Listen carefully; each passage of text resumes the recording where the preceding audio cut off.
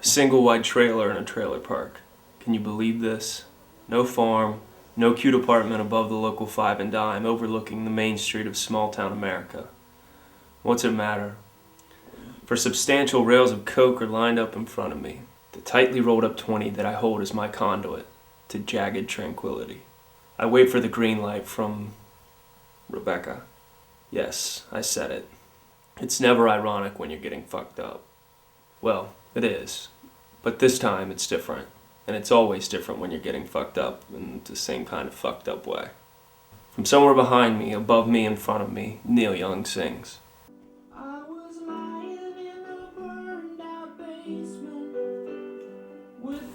She talks quietly on a rotary dial phone that is attached to her mid-70s paneled kitchen wall. She has wrapped herself in the telephone cord. She gently traces the cord with her fingers as to say, I touch every word that travels through this twisted cord and into my ear. I don't listen to our conversation because I'm too busy listening to the voices of reason and insanity improvising a suite in my head.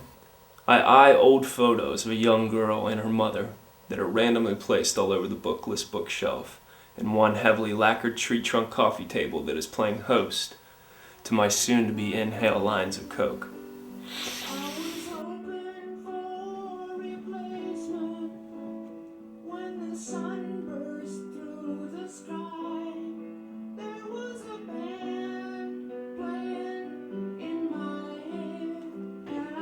She hangs up the phone and saunters over to what used to be an overstuffed played lazy boy that I'm trying to keep from lurching backwards. She stands above me. That's sweet, you waited for me. I look up with a childlike half smile, I suppose. She sits on the arm of the chair, helping me to keep it from tumbling backwards. Please, go ahead. Her voice pulls and pushes me like a brook, pushing an old broken stick downstream. I lean forward, fingers firm but gently on that 20. Left index finger pressing left nostril, 20 just breaching inside my nostril. I inhale deep. And lift off. I lean back a bit, the old familiar. I sit quietly, lost in a millisecond of thought, eyes closed, memories pushed back, clarity. It takes 2 wings to fly, sweetheart. Her voice curls around my neck and caresses me. Friendly skies indeed. Aside from some random dogs barking and the occasional drive-by of mufflerless pickups, it is a pretty quiet trailer park. Of course, I've never spent any significant time in a trailer park. I guess I've wrongly assumed that there would be the rants and beer bottle breaking outburst of Billy Bob and Betty Jean. It's nice to be wrong. Sometimes. After a few lines, courage comes. I'm not shy, and I'm certainly not reluctant to engage in a harmonious beauty that is sitting next to me, but I don't do well with the trivial. Who's in the photos? My Aunt Em. How funny is that? Emily, actually. She raised me. My dad took off when I was born, and my mom, well, according to Em, couldn't raise dust, let alone a child. My mom made it as far as the next town. Drank and then drank and then some.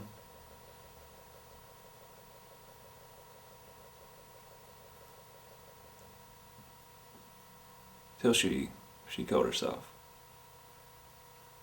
As she visually inventories the photographs, I look at her profile. Her lips purse forward as she remembers. I want to touch her face. Kiss those lips. M's second husband, Carl, the first one, she never talked about. Worked the gas fields. There was an industrial accident and he was forced to retire. I mean to say they fucked up. Someone died. And he got paid well enough to leave, probably to shut up about it.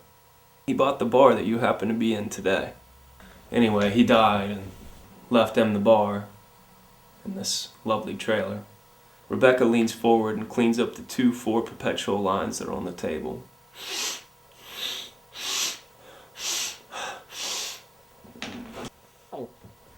Licks her lips, drinks her beer.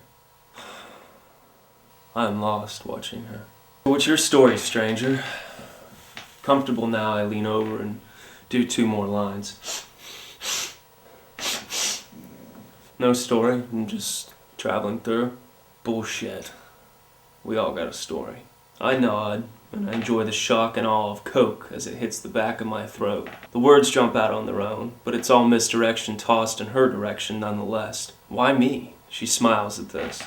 You were at the bar, you saw, that was today, now multiply that by 365. So I'm a diversion. No. You're necessary. She looks at me, a crooked half smile and needful eyes beckon. I finish my beer, I contemplate the bottle. You have any bourbon here? She stands slowly and begins to walk towards the kitchen. I can't help but watch her move. Then as naturally and gently as petals dropping from a flower, she takes her top off, undoes her bra, letting them both shed. She slips off her jeans and panties in what seems like one motion as she glides. In one long, slow, seductive march, Rebecca makes her way past the kitchen towards the bedroom. I told you I have something better than bourbon. I follow, after rubbing some coke on my gums. She lies naked on the bed, a vision of peace and shelter, my intimate protector. I stand in the doorway, waiting. Things like this just don't happen to me. Rebecca smiles and runs her fingers up the smooth curve of her hips, waist, then opening, stretching her fingers as she caresses soft, perfect breast, and then down again, finally letting her hand rest on her stomach.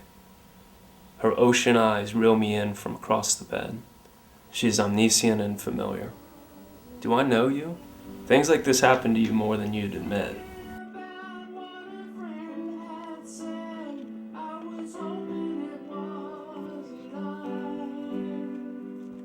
I undress slowly,